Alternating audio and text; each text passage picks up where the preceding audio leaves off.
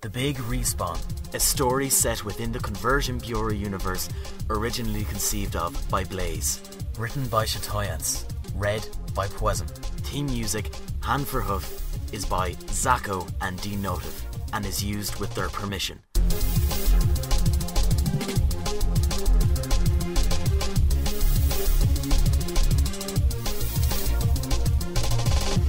Should I surrender you my form? Will I accept this as the norm? To be a pony or a man? To lend a hoof or lend a hand? Let us convert your body to end this selfish plotting.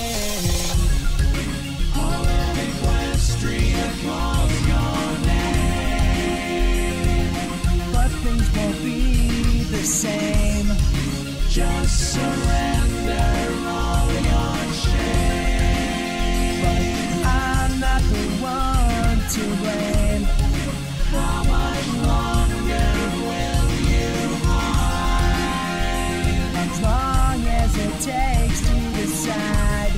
You're so much stronger on our side. Without you I'll still survive.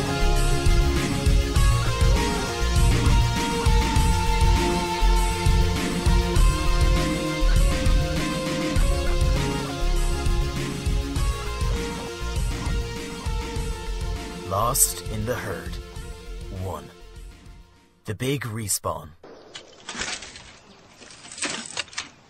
Liam slid smoothly around the broken wall, thought grenade, and his right hand instantly moved away from the gun, dropped below his vision, and returned holding a smooth cylinder. He knew this place. This corner with the concrete hedgehogs and the ammo box, and he knew the spawn point. It was right over the little crack in the barricade, and if he threw high, at a practiced angle, he would have reason to grin. In his mind, he imagined the motion of throwing, and his arm mechanically tossed the grenade over the wall. It was perfect. His practice informing the toss, and within a moment, words formed in the air indicating a successful frag. Then his vision was filled with a triumphant march, a stirring image of soldiers cheering, and the noisome clatter of scores, ranks, awards, and experience gained. Dylan ripped the set from his head, his dark hair left standing at an odd angle by the rough motion. What the fuck? He threw his mindset on the unkempt floor in anger, but controlled just enough to avoid breaking the appliance. What the flying fuck was that? Seriously? Let me be the first to say, fuck you, man. Sincerely. What was that shit? A massive toothy grin faced Dylan. Liam slowly lifted the microsony mindset from his head and smoothed his dishwasher blonde mop of hair. It didn't help much. It's called winning, Dylan. Winning. You should really try it sometime. Feels nice. No, that was bullshit. I spawn, and bam, and well, fuck you. They were both grinning now. Dylan's face marked with a touch of excited frustration, but also a tiny note of admiration. It was a pretty amazing throw. Liam rose to his feet and began to head to the bathroom. Yeah, I practiced that, and I'm proud of that motherfucker.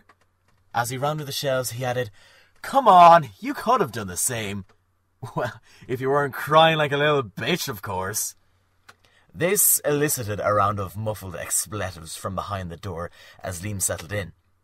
Something in the pizza last night was not agreeing with him, and he needed a little alone time to enjoy some explosive decompression. He'd be holding things in a little too long. When Liam was finally able to leave, he was greeted by the sound of the 3V and Dylan's excited, Over here, dude, quick! The bubble just creamed Bakersfield. The bubble was the iridescent, perfectly spherical barrier that surrounded the emerging land of Equestria.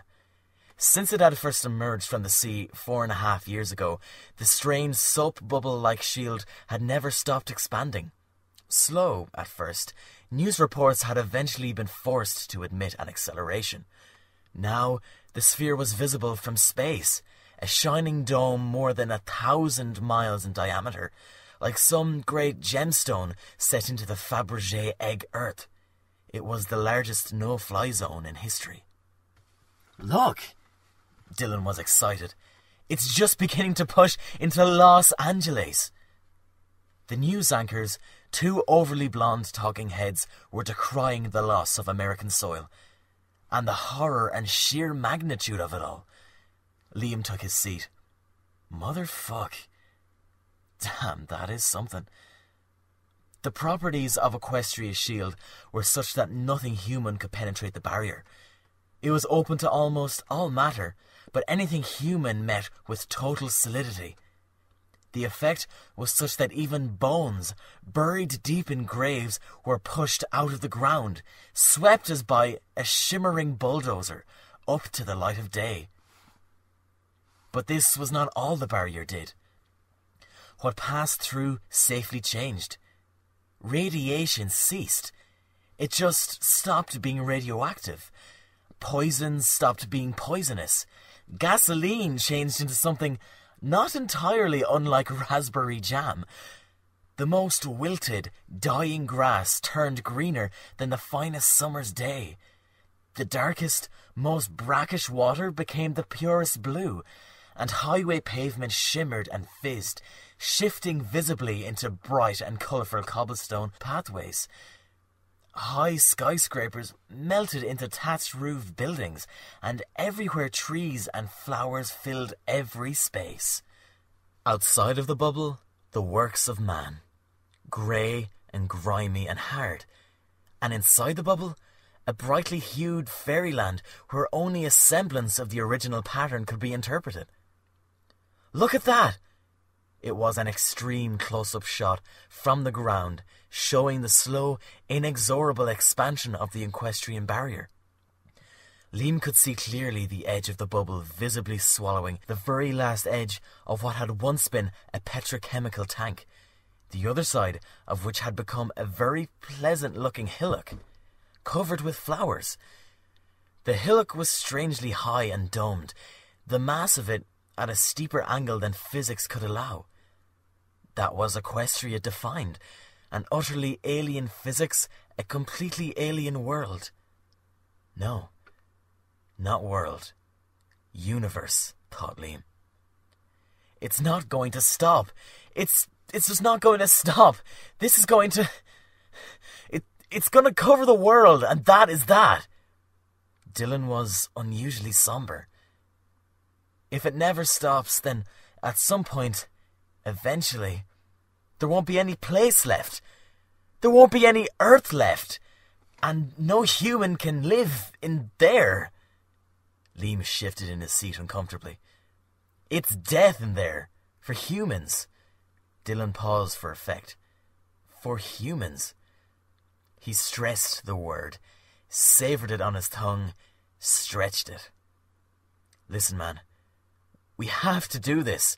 We're going to have to do it. If you want to live, we're going to have to get ponified. Dylan spat the word. Motherfuck, ponified. In everything he had said, it was clear the only obscenity was that word. Ponified. Transformed. Converted.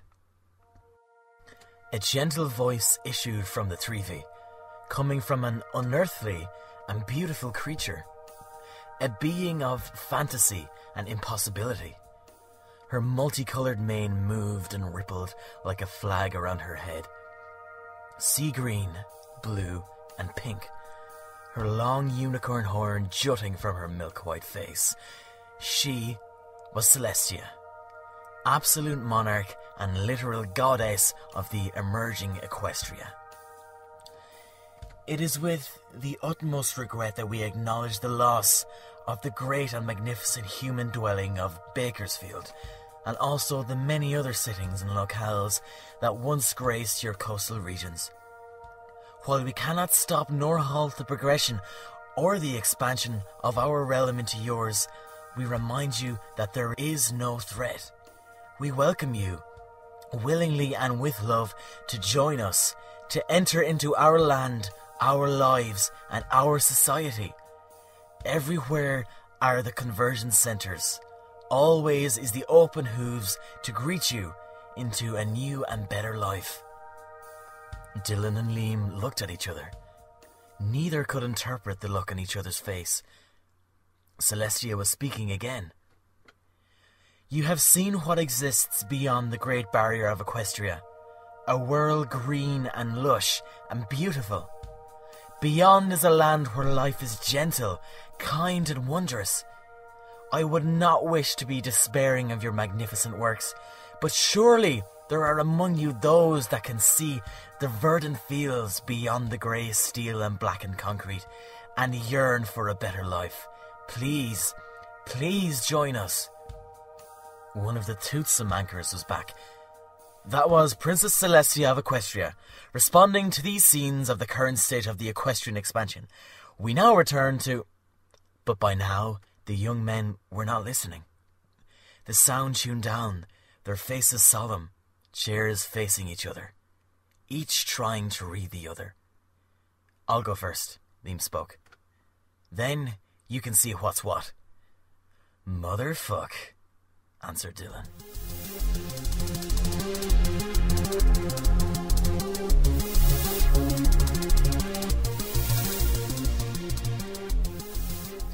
It had been 2 weeks, roughly, since Liam had left their shared apartment. Liam's bedroom door silent, no music behind it, no dirty dishes left by the sink, no more games of Slaughter Strike 3. Dylan had been practicing Liam's trick of tossing grenades from across the map, and had managed to master it. He was eager to show his friend.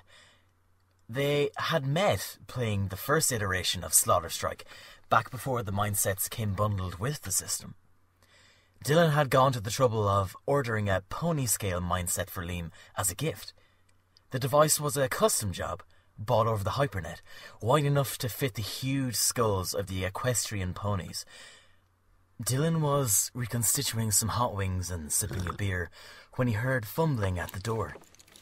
The fumbling went on for some time, and he listened intently. There had been attacks and robberies in the run-down building lately, and he was alert for trouble. Dylan! The voice sounded odd, yet so familiar. Dylan! I need your help. Could you come to the door, please? Dylan checked the clock. It was earlier than Liam had said, but it must be him. Dylan ran to the door. He paused. He paused for a long time. He knew that what was on the other side of the door, that was nothing he knew. The ponies, transformed humans, were everywhere now. There were more ponies than humans, the Conversion Bureau having served their function for the majority of the time since Equestria rose from the sea. Both Dylan and Liam had met many transformed humans, new foes, as they were called, and dealt with them on a daily basis, but always with a degree of separation, of distance. It had finally sunk in.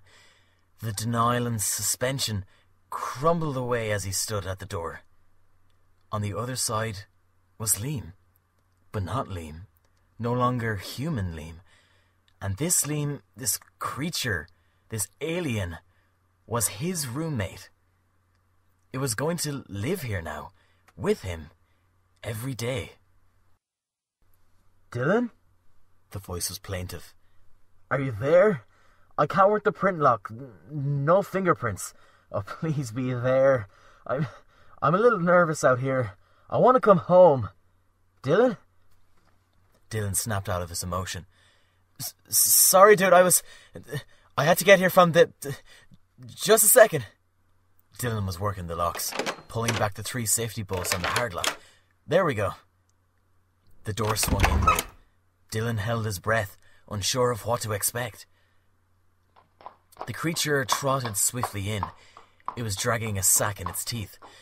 It stood on its 4 short legs, its long, bright tail swiffing left and right nervously. It was violet, pale violet, the colour of designer sheets or girls' underwear. A thick, dishevelled mane surrounded its head, an amazingly beautiful pain corn husk yellow. It was the only thing that reminded Dylan of Liam's sad, messy, murky blonde hair. The creature, the pony, looked up at Dylan with unnaturally green eyes. It couldn't be 4 feet tall. Dylan?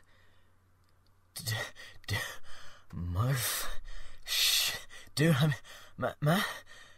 The pony nervously looked down and pawed the carpet with one hoof. Dylan's heart was pounding. This was for real. This was somebody he knew. Someone he lived with. They had isolated themselves from the world as long as they could. Insulated themselves. In their apartment. Watching as if from another planet altogether. The madness of a fairyland rising from the sea. The insanity of the human race being converted into an alien magical species. They had made it a show to themselves. An amusement. A fiction. But now this fiction was fact. And it was digging at his carpet. In his apartment. And it lived there. Liam was home.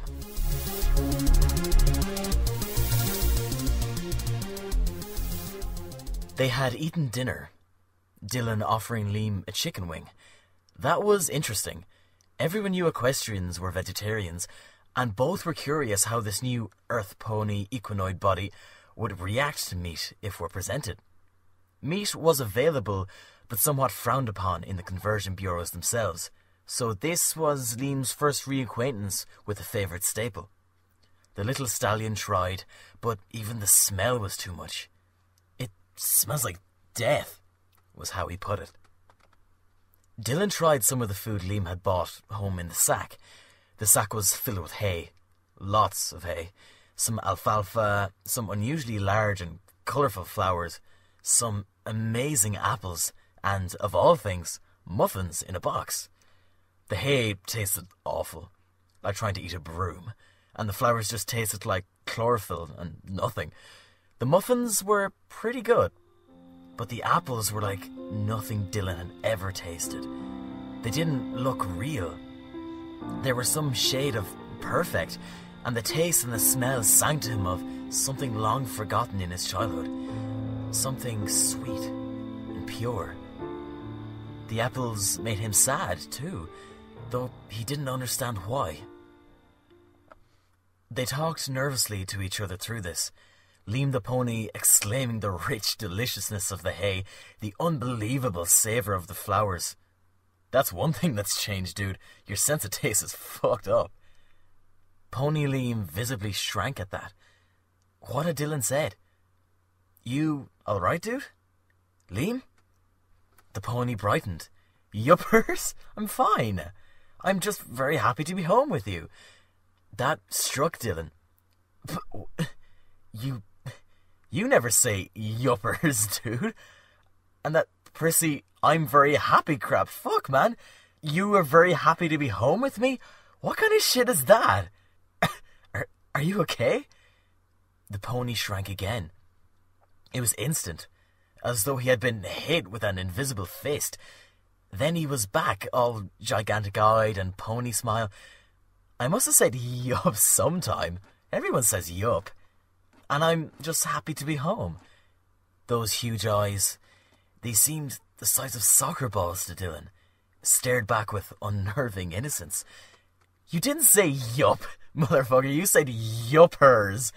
Dylan intoned the word in a musical and flaming way. Again, Pony Liam shrank. "Fuck! Shit! Piss! Cocksucker!" yelled Dylan at the little violet pony. Each time it jerked, subtly but definitely. Dylan leaned close and softly whispered, "Motherfucker, cocksucker." Pony Liam shuddered. He shuddered. Time passed. Pony and human had retreated to opposite sides of their space in the apartment out of mutual necessity. Dylan could hear the pony in the other bedroom clumsily knocking about, probably trying to manipulate his possessions with mouth and hoof. Dylan stared out the grimy window, at the deep, dim red disk of the sun staring out of the grey smog of Los Angeles. The bubble of Equestria was coming.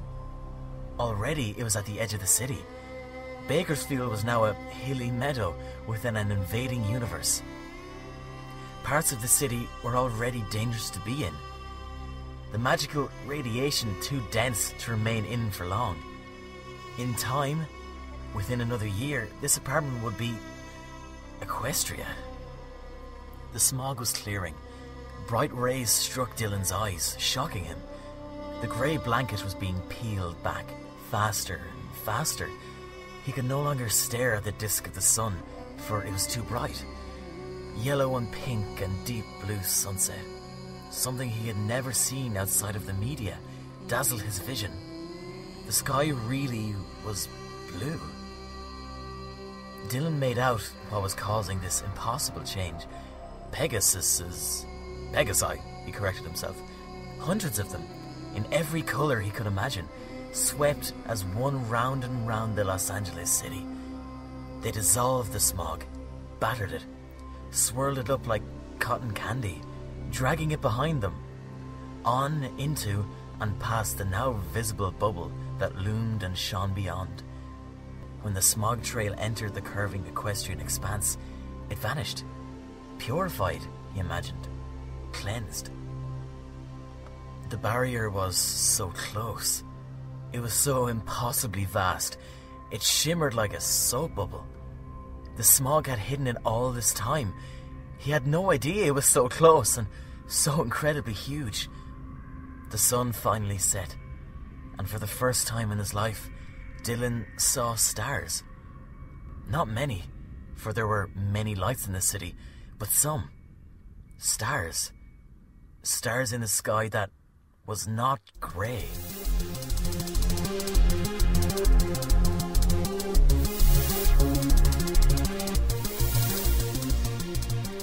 Shopping with Liam the pony was a strange new world for Dylan. They had gradually come to an understanding of how to deal with one another, and this first week, though rough, was increasingly feeling more acceptable to Dylan. He wasn't sure how much of the pony was still Liam exactly. Sometimes in the dark, watching the new regularly cleansed sky out of the big window, they would talk, and for a while it seemed, in the dark, that nothing had changed. Just Liam. But then Dylan would say something or make a joke, and the reaction was not Liam. It's just that, well, I don't feel angry enough to use those kinds of words or to talk about things like that. I just feel too happy, too light to go there. I'm sorry, Dylan, I don't mean to be frustrating. Dylan didn't feel frustrated. He felt scared somehow. Pony Liam was social. That was new. Old human Liam was, like Dylan, uncomfortable around people. People were a danger. They were always up to something. They always had an angle. They always wanted a piece of you. You had to be on your toes in this city. You had to know when to talk and who you could talk to, and above all, who not to even look in the eye. The new pony market had been a gas station once. Now it was a space covered with open bins of fresh produce, hay and oats and alfalfa, flowers and vegetables. There was a bakery area with pies and cakes and other treats. There was a very small human section. It was increasingly hard to find human food markets since the large supermarkets had pulled out of town. Dylan longed for the days of processed meats and burger stands. Dylan chose a stack of instant meals. Beef stroganoff, cup noodle, Mexi rice with beans, dehydrated jobs that could be reconstituted quickly. It was what was available. Most humans had fled Los Angeles long ago, or become ponies. The barrier meant nothing to the ponies. They could freely walk through it, and they often did. A pony family ran the market, and Liam was always so friendly with them. He was friendly from the first moment they found the market, and dealt with the couple and their two foals as if they had always been friends. This was not Liam in action. Not Liam always came out grinning and friendly when meeting anyone. "Have you two stallions been enjoying yourselves?" Mr. Whitemane was carefully packing up their purchases. He had already put Liam's favourite muffins into their shopping sack. Mr. Whitemane was a new foal, as was his family, and they were transformed humans that continued to live on human land. Dylan did not know Mr. Whitemane's real name, his human name. He had changed his name to something more equestrian, as best he could, because apparently it sounded better. Oh yes, Mr. Whitemane. Dylan and I have lots of fun. Yesterday we went to see the Shield. It was beautiful. Have you been there? Dylan had touched the bubble, a flat wall extending to infinity, dividing the earth from Equestria. There was a place, one of a few nearby locations, where the magical radiation somehow was not so strong, perhaps like a faded radio signal, or perhaps where waves of magic cancelled themselves out, a safe for humans spot where both he and Liam could visit the barrier without ill effect. Dylan had run his hand over the iridescent wall.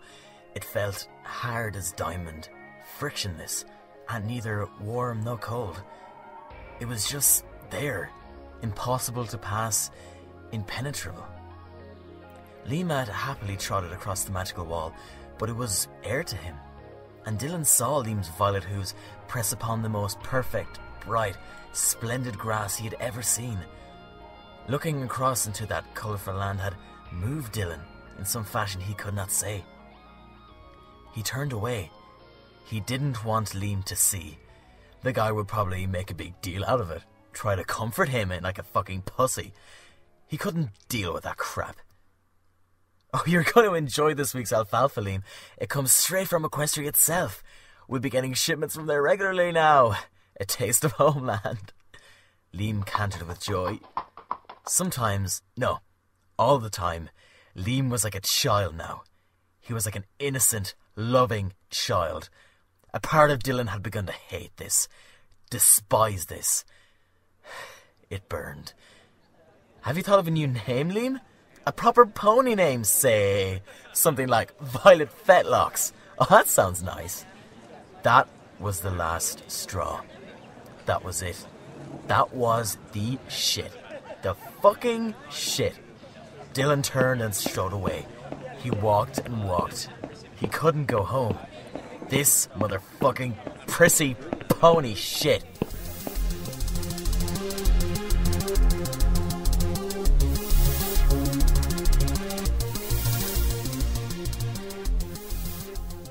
Dylan was in a bad part of town, but it didn't matter much. What with the only threat, other humans, evacuated for the most part. There were still dangers, of course. A few. Rare loving bands of punks and gang members that stayed around to partake of the last days of Los Angeles. But this was not on Dylan's mind.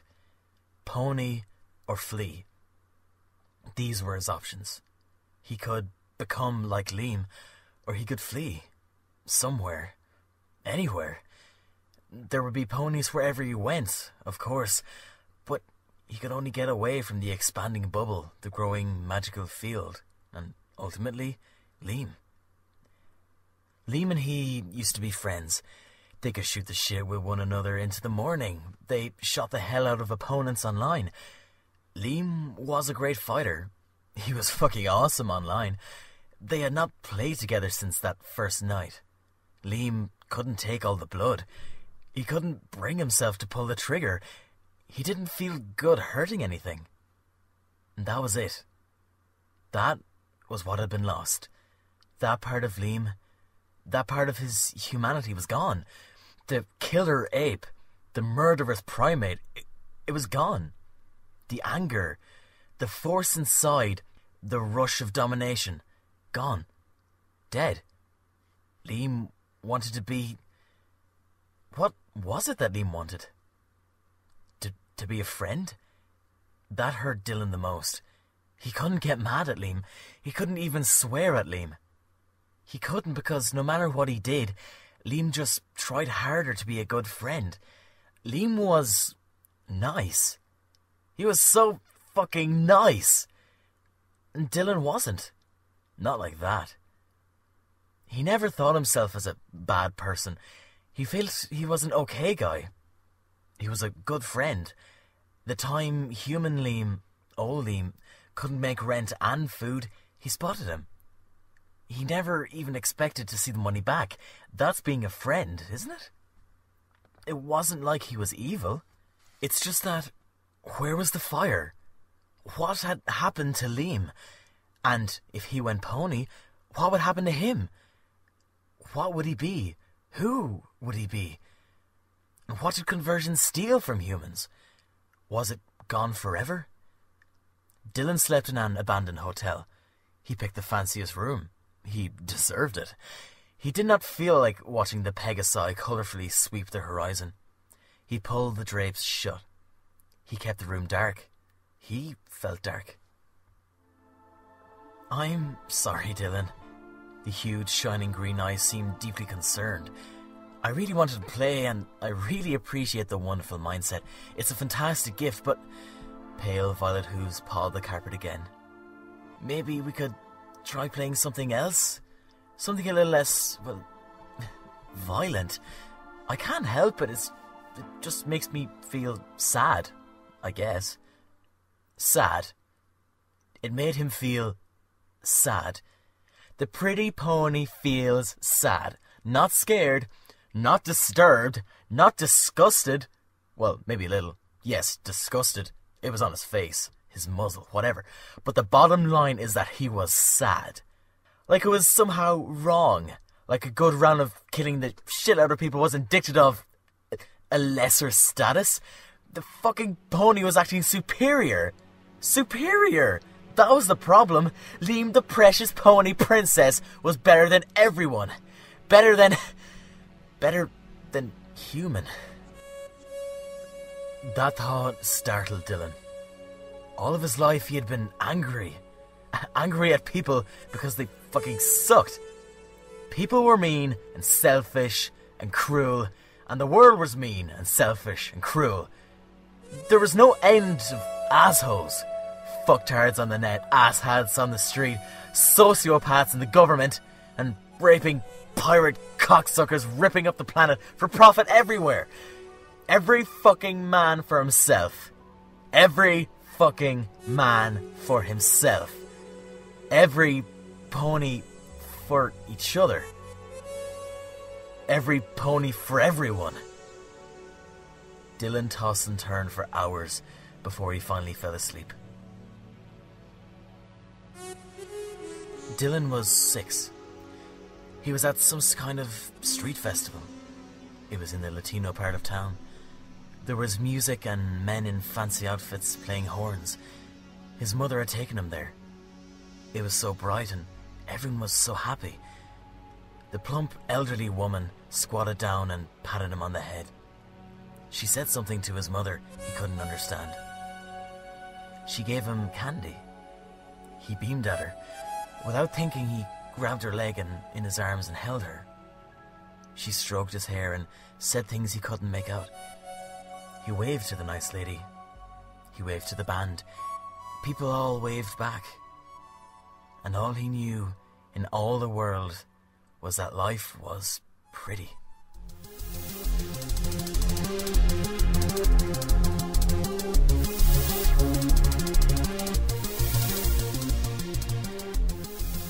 Liam trotted to the kitchen. Turning his head sideways, he gripped the refrigerator door in his mouth and pulled it open. He pulled out his bag of alfalfa. Mr. Whitemane had been right.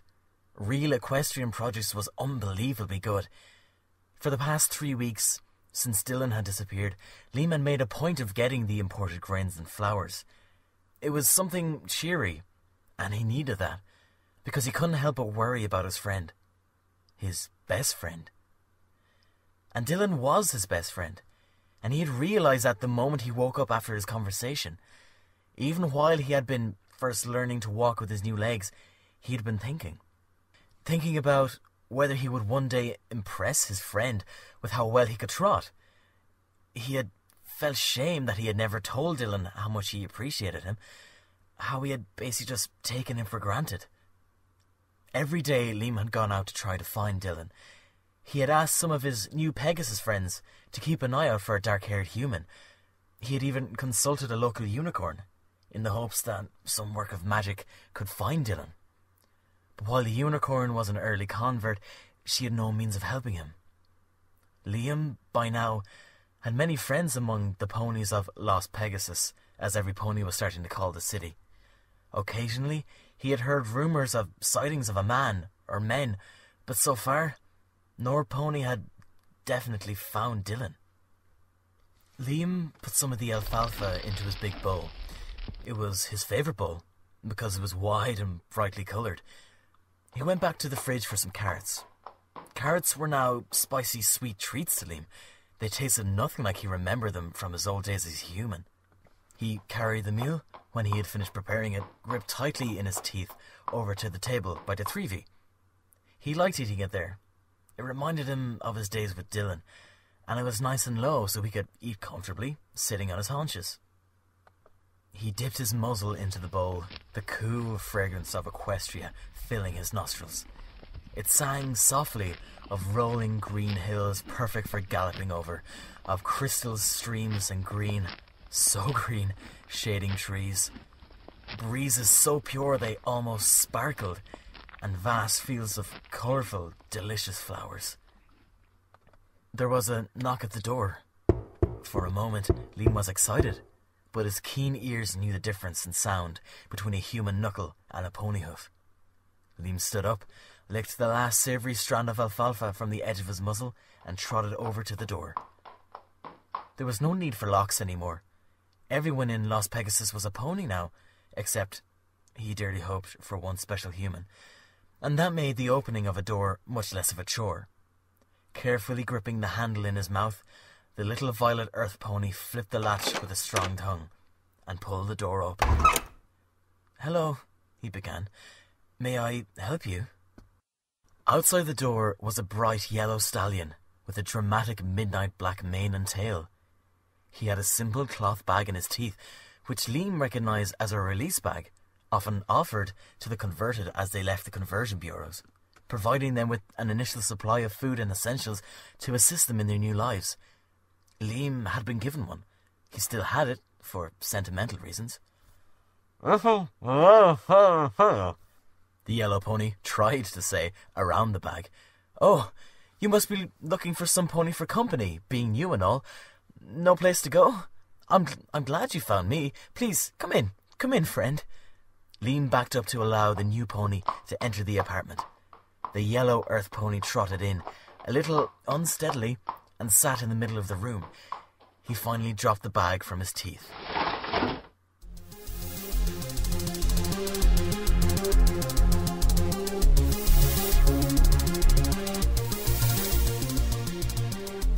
The cup was filled with a purple fluid. It was sometimes referred to as potion, short for something like bonification, transformation, solution, or some such term. He swirled it with his fingers, and it shone like something metallic, which it might well have been. It had been explained to him that it was a suspension of nanotechnology infused with some astonishing form of equestrian magic. Real magic. A combination of earth and equestrian technology. He supposed magic could be called technology. It did stuff, after all. It tasted like grape. Artificial grape. Like a bad brand of jelly. Or perhaps Kool-Aid. He was finally drinking the Kool-Aid. The joke made him laugh. The stainless steel platform was cold under his naked buttocks. He downed the rest in a single gulp. A strange feeling spread through him. Even as his consciousness left, he did not know for sure if he only imagined his head hitting the platform with a thud. He was in some timeless space, floating. A dream that wasn't a dream. Or maybe it was. The shining form of Celestia and her sister goddess Luna were before him. Troubled one, what is it that you seek in equestrian life? The question was kind, loving, and almost motherly.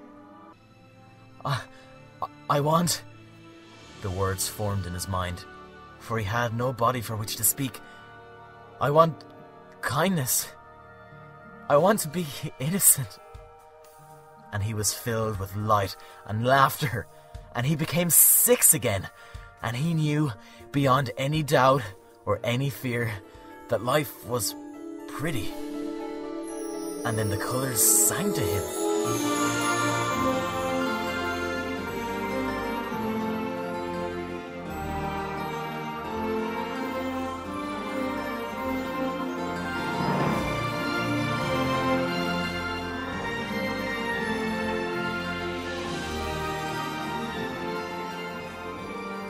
Dylan was hugging back as best he could with his new legs, and Liam was all violet coat and currant sick mane surrounding him, and Liam was crying pony tears of gladness because his new friend was his best friend.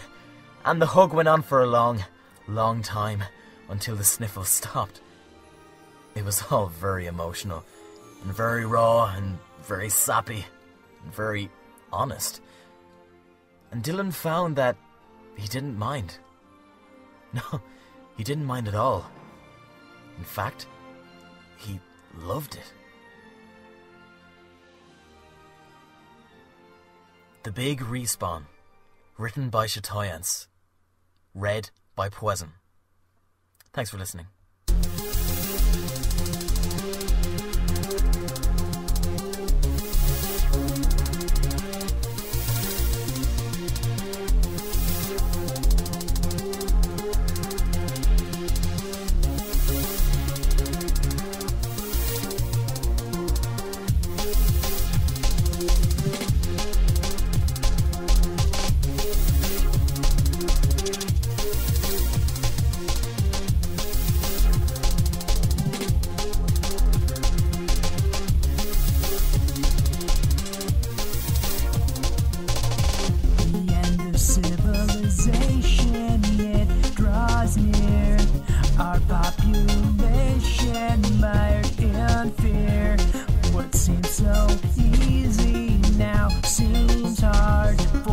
Us to make a brand new start. The choice is clear now in our minds. Continue or leave this all behind. Other risks now greater than the costs. Abandoned flesh to save our cause. I found my own salvation to end human stagnation. You need no inquisition to see our disposition. We're here to save your lives by freeing all your minds. With us you'll find new you as you trade hand for food. All of Equestrian calls your name, But things won't be the same. just surrender all your shame. I'm not the one to blame.